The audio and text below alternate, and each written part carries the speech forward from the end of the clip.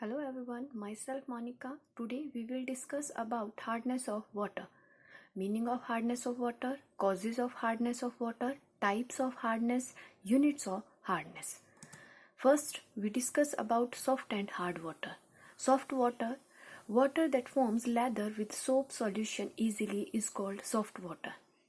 ऐसा वाटर जो soap solution के साथ इजीली लेदर बना दे, झाग बना दे, उसको हम सॉफ्ट वाटर कहते हैं. For example rain water, distilled water and demineralised water.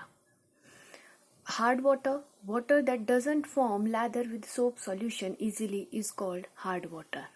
ऐसा वाटर जो सोप सॉल्यूशन के साथ इजीली लेदर नहीं बनाए उसको हम हार्ड वाटर कहते हैं. For example river water, well water, tap water and sea water.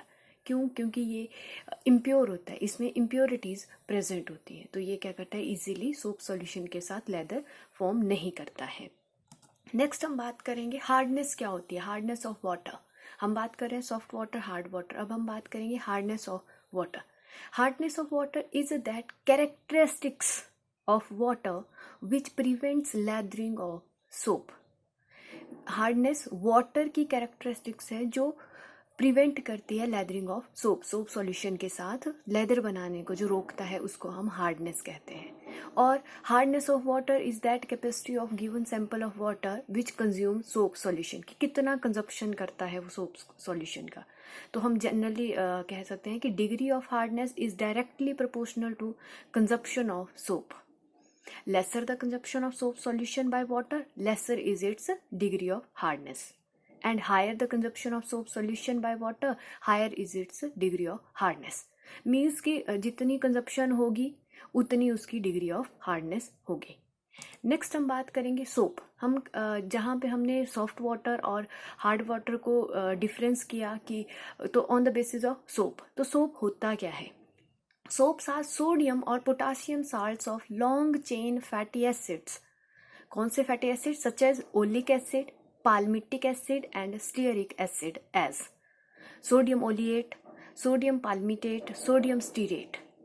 General से है कि जैसे फॉर एग्जांपल अगर हम बात करें ओलिक एसिड की C13H33 COOH, C17H33 COOH. तो H की जगह हमने जनरली क्या किया, सोडियम या पोटाशियम हम यहाँ लिख सकते हैं, तो वो बन जाएगा. अगर यहाँ सोडियम है तो सोडियम ओलिएट बन गया. अगर यहाँ पे सोडियम के बजाय पोटाशियम होता तो ये पोटाशियम ओलिएट बन जाता. तो ये क्या सोप्स क्या हैं आपके पास? सोडियम और potassium salts of long chain fatty acids. The soap consuming capacity of water is mainly due to the presence of calcium and magnesium ions. तो रिप्लेस करते हैं सोडियम और पोटाशियम. यहाँ पे जो सोडियम है उनको रिप्लेस करेगा कौन? कैल्शियम और मैग्नीशियम आयंस. तो वो बात करेगा soap consumption of water. Next हम बात करेंगे causes of hardness of water.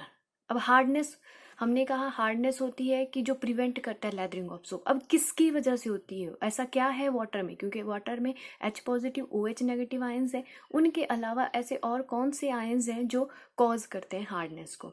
तो hardness of water is due to the presence of the following dissolved salt in it. First one bicarbonates of calcium and magnesium, that is calcium bicarbonate और magnesium bicarbonate. Chlorides of calcium and magnesium, sulphates of calcium and magnesium. और इन simple words हम बात कर सकते हैं कि hardness is the presence of bivalent ions of calcium and magnesium. Calcium 2 positive and magnesium 2 positive ions अगर आपके वाटर में प्रेजेंट हैं, H पॉजिटिव और OH नेगेटिव आयंस के अलावा कैल्शियम 2 पॉजिटिव और मैग्नीशियम 2 पॉजिटिव अगर उसमें प्रेजेंट है तो it means that is your hard water. Calcium and magnesium salts present in hard water react with soap to form curl-like precipitates and hence prevents the formation of lather. Next हम बात करेंगे action of soap on hard water कि किस तरीके से react करता है, क्या एक्शन होता है सोप का. तो soap react with soluble salt of calcium and magnesium present in hard water to form insoluble curdy precipitate according to the following equation. अगर हम जनरली बात करें, हमने कहा कि this is the formula of sodium stearate C17H35 COONA. It is your sodium stearate. तो ये क्या है? सॉल्युबल सोप है. अगर हमारे पास वाटर में, हार्ड वाटर में कैल्शियम क्लोराइड है, CaCl2 प्रेजेंट है, तो क्या रिएक्शन होगा? तो आपके पास बनता है C17H35 COO twice calcium, calcium stearate precipitate बन जाएंगे इनसॉल्युबल, और 2NaCl सोडियम क्लोराइड निकल जाएगा आपके पास। सिमिलरली आपका सोडियम पाल्मिटेट है अगर, तो अगर हमारे पास यहाँ पे क्या है, मैग्नीशियम बाइकार्बोनेट प्रेजेंट है, तो ये रिप्लेस करेगा किसको? सोडियम को, और यहाँ पे आपके पास बन जाएगा सोडियम बाइकार्बोनेट। तो this water forms insoluble precipitate with soap and hence prevent the formation of lather. Simple सी बात है कि calcium ions calcium and magnesium ions sodium ions को रिप्लेस करके इनसॉल्युबल प्रेसिपिटेट बनाएंगे, जो प्रिवेंट करते हैं फॉर्मेशन ऑफ लेदर। नेक्स्ट हम बात करेंगे टाइप्स ऑफ हार्डनेस। अब हार्डनेस कितनी तरह की होती है हमें पता है, कॉजेज क्या है? Bicarbonates of calcium magnesium, chlorides of calcium and magnesium, sulphates of calcium and magnesium, 3 तरह के कॉजेज हैं। उन्हीं के बेसिस पे हम बात करेंगे कि कितनी तरह की हार्डनेस है। तो हार्डनेस 2 तरह की है, टेम्परेरी हार्डनेस और permanent hardness. Temporary hardness of water is due to the presence of bicarbonates of calcium and magnesium. Means कि सिंपल सिर्फ आपके bicarbonates of calcium and magnesium आपके वाटर में प्रेजेंट है, तो उस जो हार्डनेस है उसको हम क्या कहेंगे? टेम्परेरी। टेम्परेरी हार्डनेस क्यों कहेंगे? क्योंकि it is called temporary because it can be removed by simply boiling hard water. कि सिंपल अगर हम बॉयल करते हैं वाटर को, तो आपकी जो हार्डनेस है, that is bicarbonates of calcium and magnesium, वो रिमूव हो जाते हैं, और आपकी जो टेम्परेरी होती है, परमानेंट नहीं होती है। As a result of bicarbonates of calcium and magnesium are decomposed into carbonates. यहाँ पे आपको दिया है कैल्शियम बाइकार्बोनेट, कि वाटर में क्या है आपके? Calcium bicarbonate. सिंपली जब आपने इसको बॉयल किया, वाटर को हमने बॉयल किया, तो ये कैल्शियम कार्बोनेट प्लस वाटर और प्लस कार्बन डाइऑक्साइड में कन्वर्ट हो जाता है। मीन्स कैल्शियम कार्बोनेट इनसॉल्युबल देता है आपके पास। सेकेंड हम बात करेंगे मैग्नीशियम बाइकार्बोनेट की। अगर मैग्नीशियम बाइकार्बोनेट प्रेजेंट है तो वो क्या देता है? मैग्नीशियम कार्बोनेट, वाटर और आपके कार्बन डाइऑक्साइड जो है इवॉल्व हो जाती है, तो ये प्रेसिपिटेट देता है आपके पास। अगर आपके पास कैल्शियम बाइकार्बोनेट है तो वो कैल्शियम कार्बोनेट देगा, मैग्नीशियम बाइकार्बोनेट है तो वो मैग्नीशियम कार्बोनेट, तो इनसॉल्युबल प्रेसिपिटेट देगा। तो these carbonates being insoluble are removed in the form of precipitates and thus temporary hardness is removed. कि जो आपके पास ये इनसॉल्युबल प्रेसिपिटेट बनेंगे, इनको हम रिमूव कर सकते हैं इजीली, और टेम्परेरी हार्डनेस जो है वो रिमूव हो जाती है इजीली बाय बॉइलिंग। नेक्स्ट हम बात करेंगे परमानेंट हार्डनेस की। Permanent hardness of water is due to the presence of chlorides and sulphates of calcium and magnesium. अगर आपके वाटर में क्लोराइड्स है, CaCl2, MgCl2 या कैल्शियम सल्फेट और मैग्नीशियम सल्फेट, इन 4 साल्ट में से कोई भी अगर आपके वाटर में प्रेजेंट है, तो that is called permanent hardness. It is called permanent as it can not be removed by simply boiling hard water.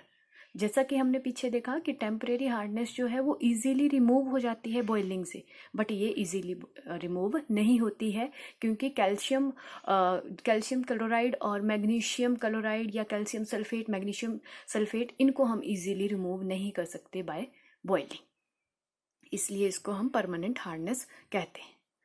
Next हम बात करेंगे यूनिट्स ऑफ हार्डनेस। अब हार्डनेस के क्या यूनिट्स हैं? तो hardness of water is generally expressed in the following units: parts per million ppm, milligrams per litre mg per litre, French degree, Clark degree. तो 1 by 1 discuss करते हैं। Parts per million ppm। अब ppm क्या होता है? It is defined as the number of parts of calcium carbonate equivalent hardness per million parts of water. कि number of parts of calcium carbonate equivalent, कितने number of part calcium carbonate, mean हमने पीछे पढ़ा temporary hardness में calcium carbonate insoluble है, easily remove हो जाता है, इसलिए जब हम डिग्री ऑफ हार्डनेस को मेजर करते हैं तो किसकी फॉर्म में करते हैं? कैल्शियम कार्बोनेट इक्विवेलेंट की फॉर्म में। तो ये कैसे क्या रहेगी आपके? Number of parts of calcium carbonate equivalent of hardness per million parts of water, तो 1 ppm कितना रहेगा, 1 ppm is equal to 1 part of calcium carbonate equivalent hardness in 10⁻⁶ parts of water.